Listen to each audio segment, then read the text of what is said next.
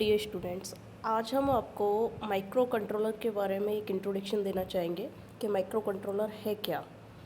Previously आपने अपने subject में माइक्रो प्रोसेसर के बारे में पढ़ा था।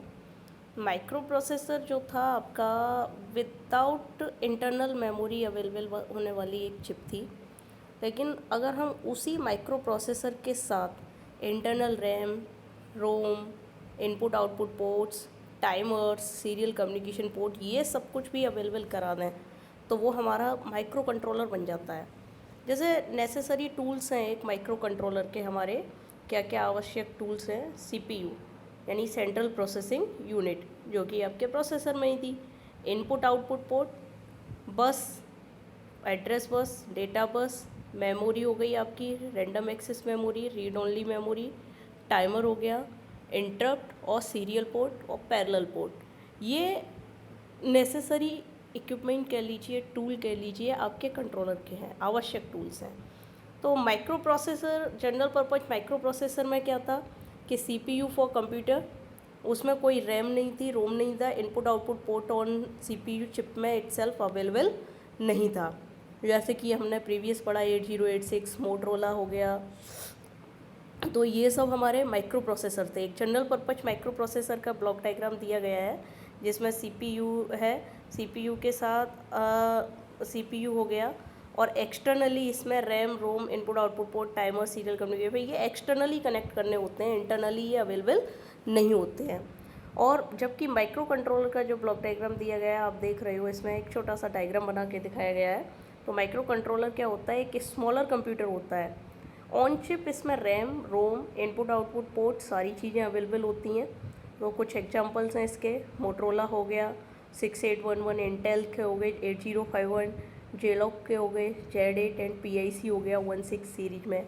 तो देखिए एक ही बॉक्स में इन्होंने CPU, RAM, input output port, timer, ROM, serial communication port सब कुछ अवेलेबल कराया है। इट मीन्स कि अगर हम अपने जनरल पर्पज माइक्रो प्रोसेसर के साथ internally RAM, ROM, input output port, timer, serial communication port plus आपका माइक्रो प्रोसेसर, ये सब कुछ एक ही चिप पर अवेलेबल करा दें तो वो हमारा बन जाता है माइक्रो कंट्रोलर।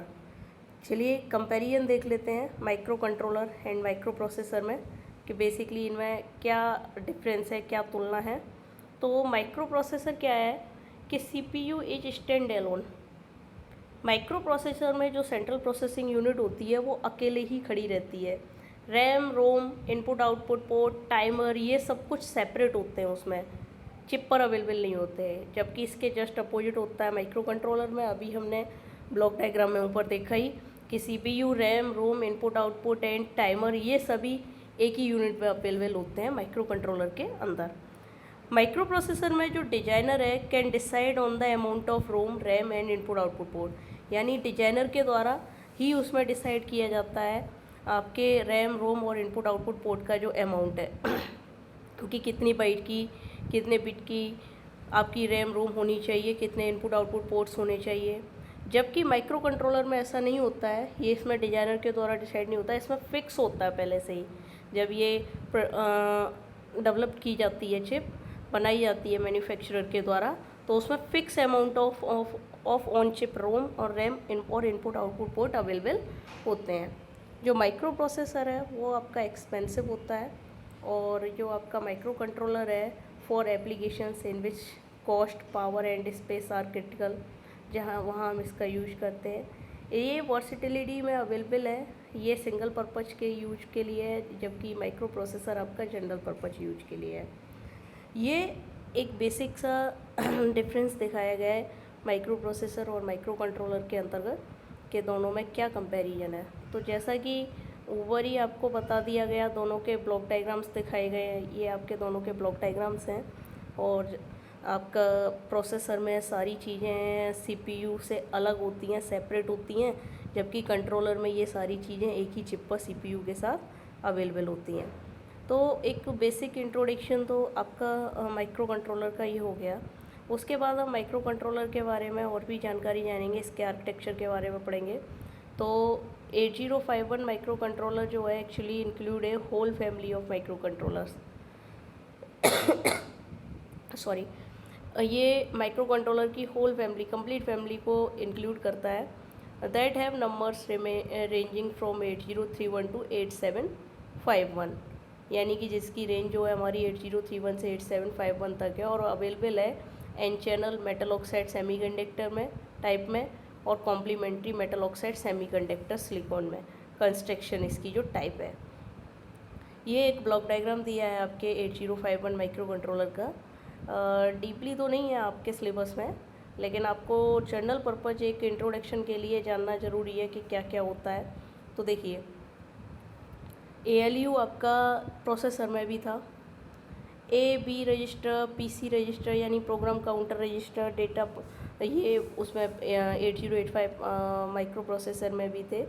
लेकिन इसमें जो अभी ज़्यादा है ये TPTR डेटा पॉइंटर रजिस्टर है, हायर और lower byte. PSW program status word यानी कि वही फ्लैग रजिस्टर। फ्लैग रजिस्टर आपका 8085 में भी था, यहाँ पे भी है, 8086 में भी था। इसमें स्पेशल फंक्शन रजिस्टर आ जाएंगे, RAM ROM sorry latch available होती हैं। इसमें 4 पोर्ट होते हैं, पोर्ट 0, पोर्ट 1, पोर्ट 2, पोर्ट 3। चारों पोर्ट आपके 8-8 बिट के होते हैं। तो 8 4 या 32 बिट्स आपके इनपुट आउटपुट पोर्ट के लिए अवेलेबल रहती हैं। इसमें आपका रजिस्टर बैंक्स होती हैं, special function register different types के हैं जो यहाँ पे नाम दिए हैं, IE, IP, PCON, SBUF, SCON, TCON, TMOD, TL0, TH0, TL1, TH1। तो ये इंटरनल रैम स्ट्रक्चर है नीचे वाला आपका। तो इतना ये आपका 8051 का ब्लॉक डायग्राम है। ये एक 40 पिन का पिन होता IC होता है आपका, कंट्रोलर होता है, यानी 40 पिन सेम प्रोसेसर की तरह डुअल इन लाइन पैकेज में होती हैं, and direct the investigation of a particular type of the data. वो इसको इन्वेस्टिगेट किया जाता है, कि इसे डायरेक्टली इन्वेस्टिगेट कर सकते हैं, जांच कर सकते हैं किसी भी डेटा बुक के साथ। तो हमें एक चीज़ जाननी है कि इसके ब्लॉक डायग्राम के अकॉर्डिंग इसमें क्या क्या फ़ीचर्स, क्या क्या पार्ट्स अवेलेबल हैं। तो कुछ यूनिक फ़ीचर्स बताए जा रहे हैं कि क्या यूनिक फ़ीचर्स हैं। तो यूनिक फ़ीचर्स प्रोसेसर के कंपैरिजन में इसको ऑफकोर्स इसमें अवेलेबल है, जैसे internal random access memory, read only memory, input output port, timer, counter, serial data communication, ये सब कुछ ऑन चिप ही अवेलेबल होता है। This is the best feature. तो फिगर में आपका यूजुअली CPU कंपोनेंट आपका दिखाया गया है, प्रोग्राम काउंटर भी है, ALU भी है, वर्किंग रजिस्टर्स भी हैं, क्लॉक सर्किट्स भी हैं, सारी चीज़ें इसमें दिखाई गई हैं। 8051 माइक्रो कंट्रोलर में आपका निम्न स्पेसिफिक फीचर्स और भी अनदर फीचर्स होते हैं, विशेष फीचर्स, जैसे 8 बिट का इसमें CPU है with A register, A accumulator and B register, और 16 बिट का प्रोग्राम काउंटर और डेटा पॉइंटर रजिस्टर है, यानी दोनों ही 16 बिट के होते हैं। और ऊपर CPU के अंदर जो रजिस्टर A रजिस्टर B वो दोनों 8-8 बिट के होते हैं। फिर 8 बिट का प्रोग्राम स्टेटस वर्ड है इसमें, 8 बिट का स्टैक पॉइंटर है, इंटरनल रोम और EP रोम है इसमें, जो कि 8031 टाइप के लिए 4K है, सॉरी जीरो के आपका 8031 टाइप के लिए है, और 4K आपका 8051 के लिए। इंटरनल रैम आपकी 128 बाइट की होती है। इसमें 4 रजिस्टर बैंक हैं, और प्रत्येक रजिस्टर बैंक के अंतर्गत 8 रजिस्टर्स होते हैं। ऐसे ही आपके 8 चौक 32, यानी कि टोटल 32 आपकी रजिस्टर्स इंक्लूड हो गए रजिस्टर बैंक्स के लिए। 16 bytes which may be address at the bit level, यानी जो 16 बाइट्स हैं उनको बिट एड्रेस लेवल पर हम एड्रेस कर सकते हैं। 8 बाइट का इसमें जनरल पर्पस डेटा मेमोरी होता है, और 32 इनपुट आउटपुट पिंस हैं जो कि 8 बिट पोर्ट्स में अवेलेबल है। 8-8 बिट के 4 पोर्ट्स हैं, P0, P1, P2, P3। 2 आपके 16 बिट के टाइमर ऑब्लिक काउंटर होते हैं, T0, T1, और full diplex serial data receiver and transmitter, SBUF। उसके बाद कंट्रोल रजिस्टर्स आ गए आपके, टाइमर कंट्रोल यानी TCON, TMOD, SCON serial control, PCON power control, IP interrupt priority, IE interrupt enable. 2 external and 3 internal interrupt sources होते हैं, oscillator and clock circuit होता है। तो आपने देखा कि ये इतने सारे डिफरेंट पार्ट्स हैं आपके 8051 के, और फीचर्स भी आपने देख लिए सारे। और इन सब के बारे में डिटेल में आपके यहाँ स्टडी नहीं है, आपके यहाँ सिर्फ ब्रीफ स्टडी है। जिसके बारे में हमें पढ़ना है। और इतना डिटेल में नहीं जानी है सारी चीज़ें, हमें थोड़ा थोड़ा एवरी के बारे में जानना है, प्रत्येक पार्ट के बारे में। तो वो हम आपको नेक्स्ट वीडियो में एक्सप्लेन करेंगे। अभी के लिए इतना ही। Thank you.